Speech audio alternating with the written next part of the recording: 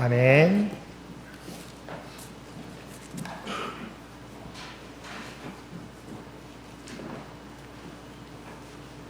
우리는 지난주에 열처녀 비유의 말씀을 통해서 어떻게 다시 오실 주님을 맞이할 준비를 해야 될지 함께 나누었습니다. 첫 번째는 무엇이었습니까? 믿음의 형식만 준비하는 것이 아니라 믿음의 내용까지 준비해야 한다는 것이었습니다. 두 번째는 신앙은 그 누군가로부터 빌릴 수 있는 것이 아니라고 하는 우리 자신이 준비해야 된다는 내용이었습니다. 세 번째는 한 번 놓친 기회는 다시 오지 않는다는 것입니다. 마지막 네 번째는 주님의 재림은 도적같이 우리에게 오게 될 것을 함께 나누었습니다. 그러므로 우리는 지혜로운 다섯 처녀들처럼 다음으로 미루지 말고 오늘 우리에게 주어진 시간에 우리의 믿음의 내용을 준비해야 할 것입니다. 그리하여 우리에게 다시 오실 주님을 기쁨의 모습으로 맞이해야 할 것입니다. 오늘은 대림절 두 번째 주일로서 지난주에 이어서 우리가 어떻게 다시 오실 주님을 맞이해야 될지 하박국서와 빌립보서의 말씀을 통해서 함께 은혜를 나누겠습니다. 우리가 잘 알고 있는 대로 먼저 빌립보서의 말씀을 살펴보면 빌립보서는 옥중 서신입니다. 바울은 로마의 감옥에 갇혀 있으면서도 이 서신을 빌립보 교회 성도들에게 보낸 것입니다. 근데 본문 가운데 우리에게 전해주는 말씀이 무엇입니까? 주 안에서 항상 기뻐하라입니다. 바울 자신은 옥중에 갇혀 있으면서도 믿음의 성도들에게 기뻐할 것을 강조하고 있습니다. 특히 어떻게 기뻐하라고 말씀하고 있습니까? 내가 좋은 일만 있을 때만이 아니라 그렇지 못한 경우까지 포함하여 항상 기뻐하라고 우리에게 말씀하고 있습니다. 바울의 이 말씀은 이곳에서만 나오는 것이 아니라 바울 서신 곳곳에 등장하고 있습니다.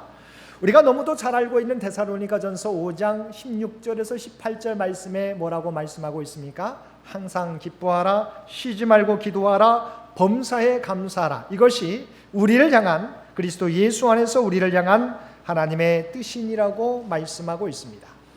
항상 기뻐하는 것은 우리를 향하신 하나님의 뜻이라고 말씀해 주고 있습니다. 그런데 주님이 가까이 올수록 더욱 그리하라고 우리에게 말씀해 주고 있습니다. 바울의 이 고백은 그저 다른 사람에게 권면해 주기 위한 말뿐인 고백이 아닙니다. 빌립보서 2장 17절 말씀에 보게 되면 만일 너희 믿음의 재물과 섬김 위에 내가 나를 전제로 드릴지라도 나는 기뻐하고 너희 무리와 함께 기뻐하리니 라고 말씀하고 있습니다. 쉽게 말하면 바울 자신이 하나님 앞에 제물로 드려질지라도 자신은 기뻐하겠다고 하는 고백입니다. 근데 이런 바울 사도의 항상 기뻐하라는 이 말씀의 키포인트는 어디에 있습니까? 주 안에서입니다. 상황과 조건을 보면 우리가 항상 기뻐할 수 없지만 우리와 함께 하시는 주님, 그리고 이 모든 것도 합력하여 선을 이루게 하시는 주님을 생각하며 기뻐하라는 것입니다. 경기가 승리로 끝나는 것을 아는 사람은 경기가 어떤 모습으로 진행되든지 그 모든 과정을 기쁨으로 바라볼 수 있는 것입니다. 그래서 그리스도인의 삶의 원리는 무엇입니까? 주 안에서입니다. 여러분, 우리의 인간의 지혜와 인간의 능력으로 인간의 성품으로 살아가는 것이 그리스도인이 아니에요. 그리스도인의 삶의 원리는 바로 주 안에서라고 하는 것입니다. 죄와 사망 권세를 이기시고 하나님 보좌 우편에 앉아 계신 주님께서 우리를 위해서 간구하시며 마지막 때에 우리에게 오셔서 우리를 하나님 나라로 인도해 주시겠다 약속해 주시고 계시기 때문에 우리는 주님으로 말미암아 기뻐할 수 있는 것입니다. 함께 읽은 하박국 선지자도 조국을 향한 하나님의 묵시를 들었을 때는 기뻐할 수가 없었습니다. 왜냐하면 하나님으로부터 바벨론이 자신의 조국 남유다를 징계하는 막대기가 될 것이라고 하는 하나님의 묵시를 들었기 때문입니다. 하나님의 선택된 백성 이스라엘이 이방 민족, 하나님을 알지 못하는 바벨론에게 멸망을 당하게 될 것이라고 하는 하나님의 묵시를 들었을 때는 하박국 선지자가 기뻐할 수가 없었습니다. 그러나 나중에는 하박국 선지자가 하나님의 지혜를 찬양했던 것입니다. 왜냐하면 하나님의 계획은 우리의 생각을 뛰어넘고 결과적으로는 항상 좋은 것을 우리에게 주실 것을 그가 믿었기 때문입니다. 그래서 우리는 하박국서를 읽을 때마다 하박국의 놀라운 고백을 기억합니다. 비록 무화과 나무가 무성하지 못하며 포도나무에 열매가 없으며 감람나무에 소출이 없으며 밭에 먹을 것이 없으며 우리의 양이 없으며 외양간에 소가 없을지라도 나는 여호와로 말미암아 즐거워하며 나의 구원의 하나님으로 말미암아 기뻐하리로다 고백하고 있습니다. 하박국 선지자는 조국 남유다가 바벨론에 의해서 멸망을 당하고 모든 것을 잃어버리게 될지라도 기뻐할 수 있다고 고백하고 있어요. 그 이유가 무엇입니까? 여호와로 말미암아 기뻐할 수 있다라고 그는 고백하고 있는 것입니다. 그가 모든 것을 잃어버려도 기뻐할 수 있는 이유는 그래도 하나님께서 우리와 함께 하시기 때문이라고 하는 것입니다. 하나님께서 우리가 고난당하신 것을 허락하시지만 우리를 그냥 내버려 두시지 않으시고 그 고난의 현장에 우리와 함께 하셔서 우리로 하여금 능히 이기게 하시고 또한 회복시켜 주시기 때문입니다. 그러므로 바울 사도는 주께서 가까이 오실수록 주 안에서 기뻐하라고 말씀하고 있습니다. 우리에게 약속해 주신 주님이 우리에게 오실 날이 가까워지기 때문에 기뻐하라고 하는 것입니다. 그래서 주님을 기다리는 그리스도인의 삶의 모습은 기쁨의 모습이라는 것입니다. 하나님의 약속을 의심하지 않는 사람은 주님 안에서 항상 기뻐할 수 있는 것입니다. 주께서 가까우실수록 주님을 인하여 항상 기쁨의 삶을 통하여 우리에게 다시 오실 주님을 기다리는 저와 여러분들 되시기를 바랍니다. 두 번째로 다시 오실 주님을 기다리는 성도의 모습은 무엇입니까? 너희 관용을 모든 사람에게 알게 하라고 말씀하고 있습니다. 관용이 무엇인가요? 남의 허물을 덮어주는 넉넉한 마음, 다른 사람의 잘못을 용서하는 너그러운 마음, 그것이 바로 관용입니다. 하나님께서는 바울 사도를 통하여 주님이 가까이 오실수록 어떻게 하라고요? 너희 관용을 모든 사람에게 알게 하라고 말씀하고 있습니다. 다른 번역으로 보면 너희 관용을 모든 사람에게 드러내 보이라고 하는 거예요. 마음속으로만이 아니라 내가 다른 사람 용서해 놓으라고 마음속으로만이 아니라 많은 사람들에게 드러내 보이라고 말씀하고 있어요. 우리들이 타인의 허물을 덮어주고 다른 사람의 잘못을 용서해 주므로 모든 사람이 우리가 하나님의 자녀인 것을 알게 하라고 하는 것입니다. 물론 평소에도 그렇게 해야 되지만 주님이 가까이 올수록 더욱 그리해야 되는 것입니다. 왜냐하면 심판자가 문 앞에 와 계시기 때문입니다. 우리가 형제를 용서하고 화해할 때 우리는 주님 앞에 바로 설 수 있는 것입니다. 야고보서 5장 9절 말씀에 보게 되면 형제들아 서로 원망하지 말라 그리하여야 심판을 면하리라 보라 심판주가 문 밖에 서 계시니라 말씀하고 있습니다. 심판장 되신 주님께서 우리에게 오셨을 때 저와 여러분에게 무엇을 물으실까요? 여러 가지를 물으시겠지만 두 가지는 반드시 물으실 거예요. 첫 번째는 무엇인가요? 너희는 얼마나 많은 사람에게 이 생명의 복음을 전했느냐고 우리에게 물으실 것입니다. 두 번째는 너는 형제의 허물을 얼마나 덮어주었느냐, 너는 형제의 잘못을 얼마나 용서해 주었느냐 물으실 것입니다.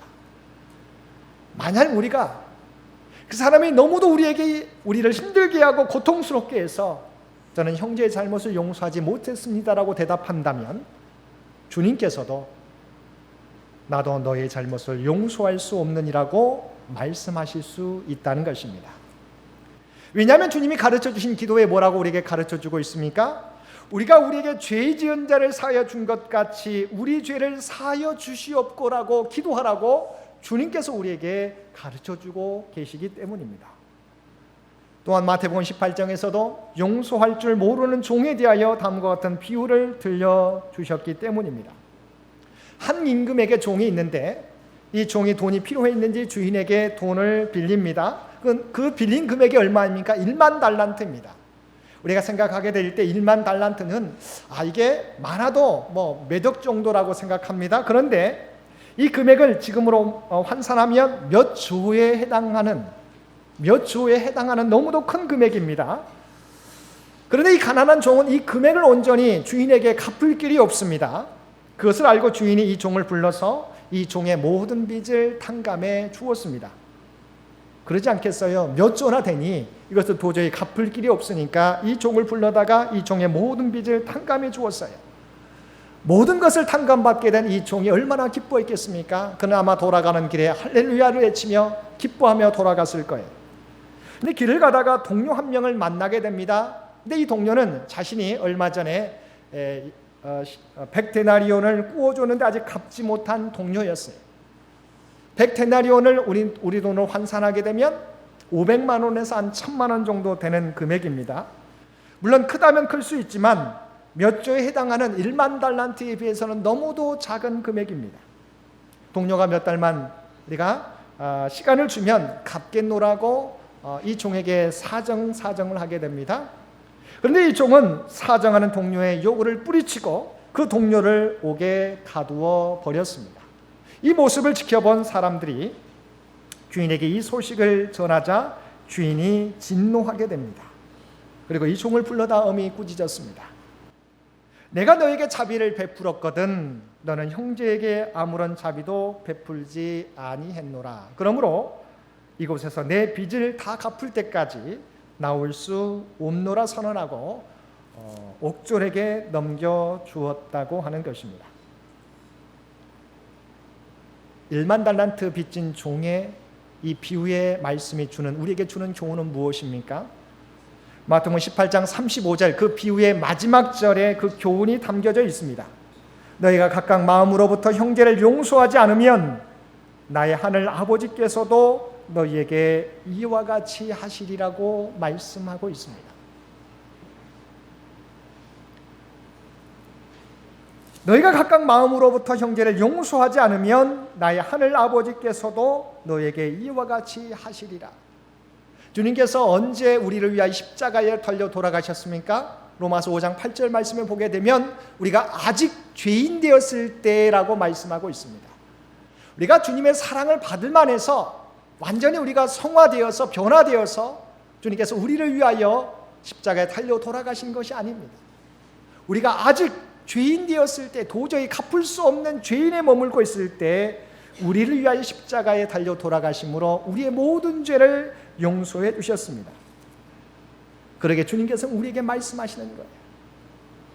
내가 너희에게 1만 달란트를 용서해 주었는데 너희는 100데나리온의 그 빚도 용서해 주지 못하느냐? 그 빚도 탕감해 주지 못하느냐? 분명히 주님께서는 우리가 형제의 잘못을 용서해 줄 때 우리의 잘못을 용서해 주실 것이라고 말씀하고 있습니다. 우리는 다시 오시겠다 우리에게 약속해 준 주님을 어떻게 기다려야 되겠습니까? 서로 용서하고 화해하면서 깨끗한 심령으로 주님을 기다려야 할 것입니다. 특별히 로마서 12장 19절 말씀에 보게 되면 내 사랑하는 자들아 너희가 친히 원수를 갚지 말라라고 우리에게 말씀해 주고 있습니다. 우리에게는 어느 누구도 복수할 권한이 없습니다. 원수를 갚는 것은 주님의 권한입니다. 주님만이 우리의 심판장이 되십니다. 누구를 심판할 권한이 우리에게는 없는 것입니다. 우리가 할 수 있는 것은 우리에게 다만 주어진 것은 형제를 용서하는 일뿐입니다. 혹시 2018년도가 얼마 남지 않았는데 우리 주위의 사람들에게 마음에 분이 남아있거나 섭섭한 마음이 남아있거든 올해가 다 가기 전에 서로 용서하실 수 있는 저와 여러분들 되시기 바랍니다.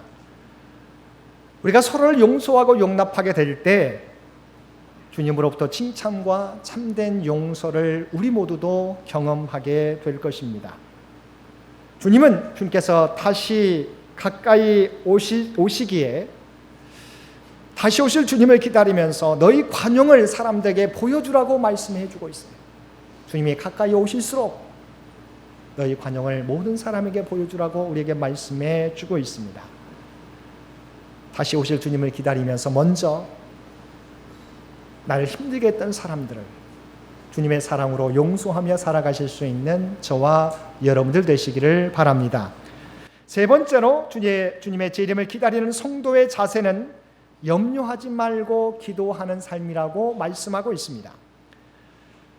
우리가 일생을 살아가면서 문제없는 삶을 살아가는 사람은 아무도 없을 것입니다. 우리는 모두가 인생을 살아갈 때 문제를 만나게 됩니다. 또한 그 문제로 말미암아 근심하며 염려하게 됩니다. 그러므로 인생 사는 항상 염려가 따라오게 되어 있습니다. 그러나 우리가 기억해야 되는 것은 우리는, 저와 여러분은 혼자가 아니라는 것입니다. 우리와 함께 하시는 주님이 계시다는 것입니다.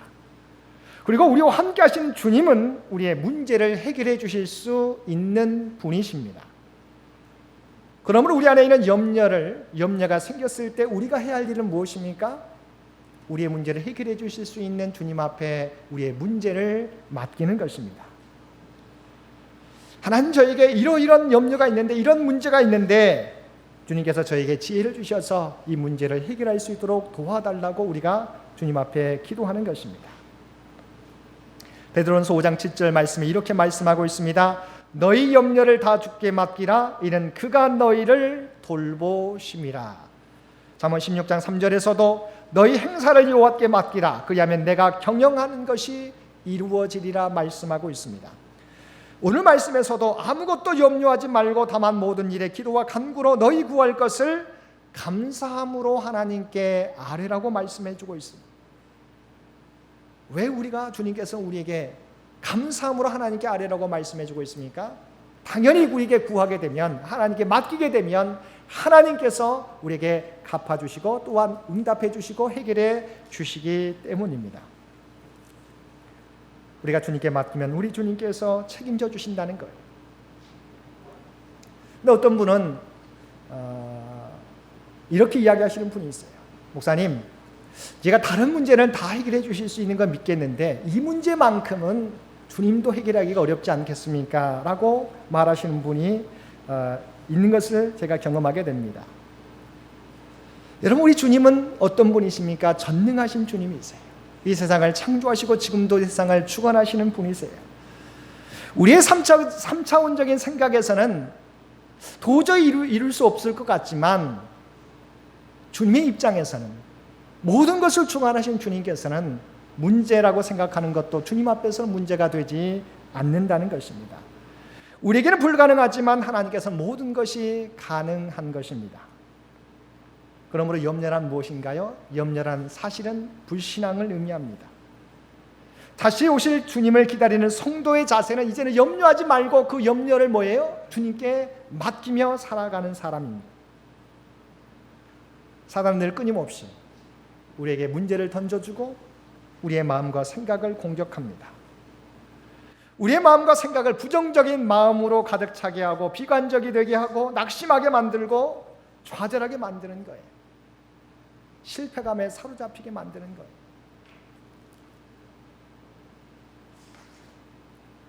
오늘 실패했어도 우리가 믿음 가운데 주님을 바라보면 하나님의 때 하나님의 방법으로 이루어 주시는 거예요.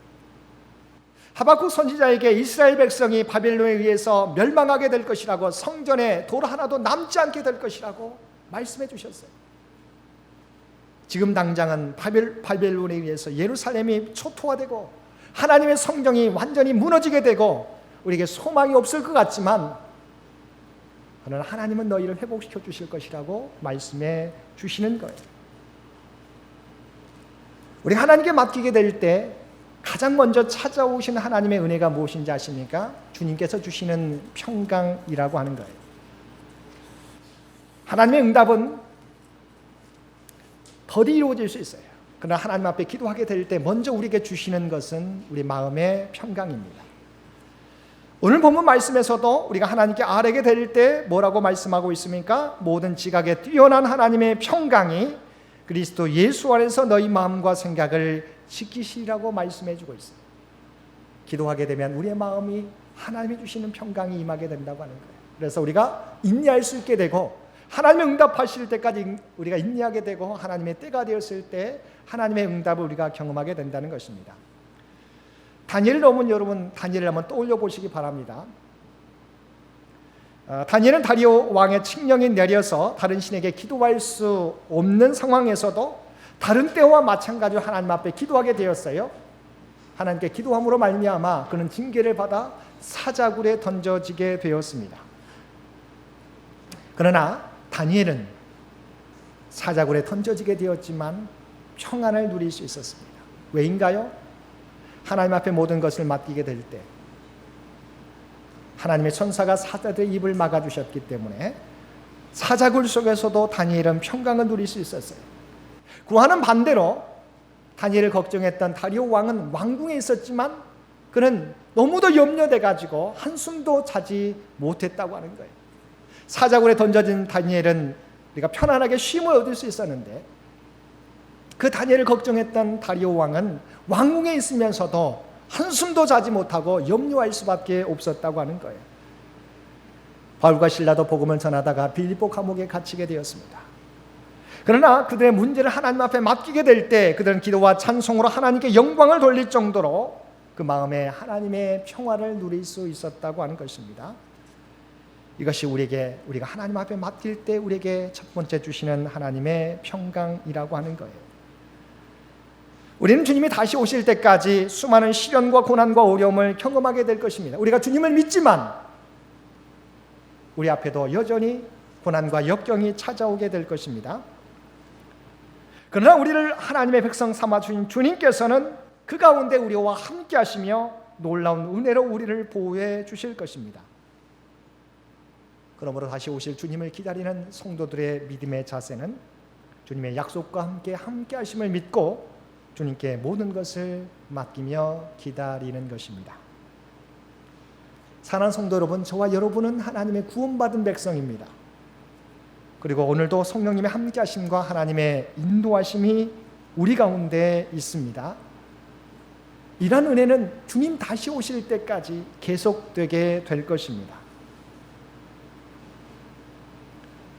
오늘도 이 은혜가 저와 여러분 가운데 함께 있음을 기억하고 주 안에서 기뻐하며 서로 용서하며 주님께 모든 것을 맡김으로 다시 오실 주님을 담대함으로 기다리며 살아가실 수 있는 저와 여러분 모두가 되실 수 있게 되기를 주님의 이름으로 간절히 축원드립니다. 함께 기도드리겠습니다. 사랑과 은혜가 충만하신 아버지 하나님, 고난과 역경과 염려가 많은 이 세상 가운데 우리가 어떤 모습으로 살아가야 될지, 어떤 모습으로 주님을 다시 기다려야 될지 말씀을 통하여 깨닫게 해주시니 진심으로 감사드립니다. 어떤 상황이 우리 가운데 펼쳐지게 될지라도 나와 함께 하신 하나님으로 말미암아 주 안에서 기뻐하라고, 너희 관용을 모든 사람에게 알게 하라고, 또한 모든 것을 주 앞에 맡기라고 주님 말씀해 주셨습니다. 나와 함께 하신 주님으로, 다시 오실 주님으로 말미암아 우리에게 주신 그 말씀대로 살아갈 수 있는 장인의 모든 가족들 되도록 주여 도와주옵소서. 이 모든 간구 우리를 구원하여 주신 예수님의 이름으로 간절히 기도드리옵나이다. 아멘.